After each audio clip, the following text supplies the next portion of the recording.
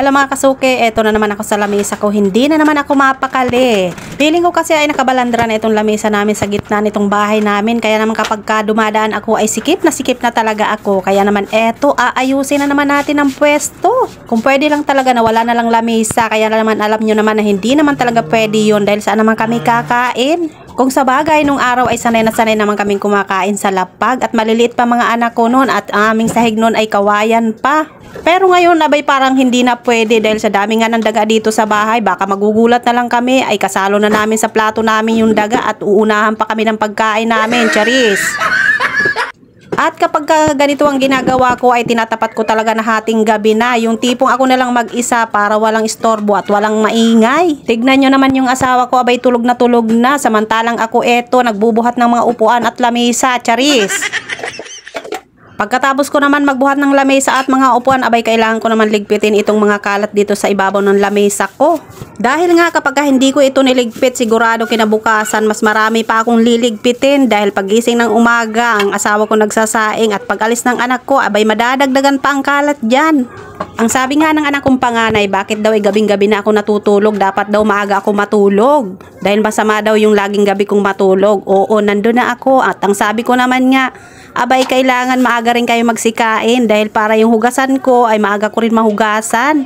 Dahil kapag hindi ka nakapaghugas dyan, sigurado magpe-fiesta ang mga bobowet. Tapos na ako magligpit ng kalat at eto for the walis na naman ang iyong kasuke. Naku po talaga naman. At ma-share ko nga lang sa inyo, alam nyo ba yung mga bata dito sa amin, parang nakakaintindi talaga, no? Kasi naman kapag nag-umpisa na ako mag-voice over, abay umpisa na rin sila mag-ingay. Chares, mapapasana all ka na lang talaga.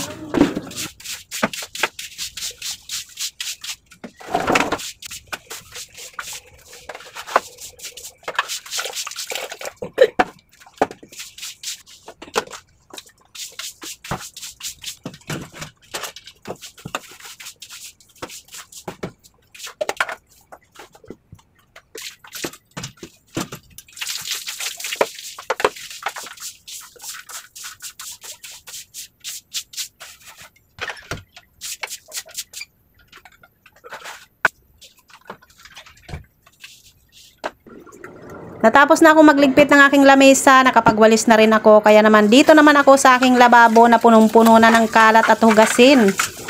Mag-uumpisa na ako maghugas ng mga plato pero yung aking mga anak abay hindi pa bumababa para kumain. O diba, yung hugasin nga ang inaantay ko pero sila hindi pa kumakain hating gabi na yan, mga oras na yan.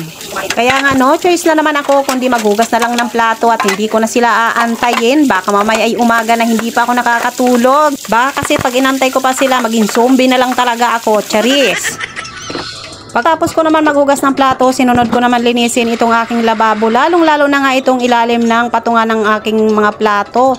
Dito talaga marami palaging dumi dahil dito dinadala ng mga bubuwit yung mga galing sa lababo na mga kanin-kanin o kaya ng mga ulam na tira. At hindi pa nga ako nakakatapos ng mga gawain ko dito sa lababo, abay yung asawa ko ay nagising na o diba sana all nakatulog na tapos nagising na ulo. Inabutan niya pa rin ako na nandito pa rin naglilinis. Tapos habang ako ay naglilinis nga dyan, abay ako daldal nga ng daldal. Bumaba na nga kasi yung dalawa kong anak para kumain, kaya naman yung bibig ko dyan panay na naman ang dada, walang tigil. Charis!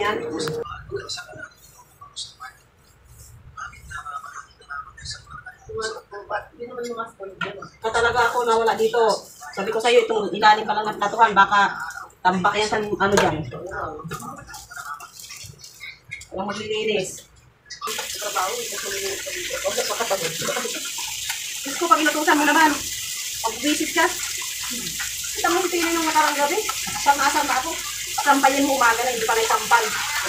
Paugasin mo, hating gabi na, hindi pa nakahugas. Makakatutuwa ka ba ng ganyan? Galit na.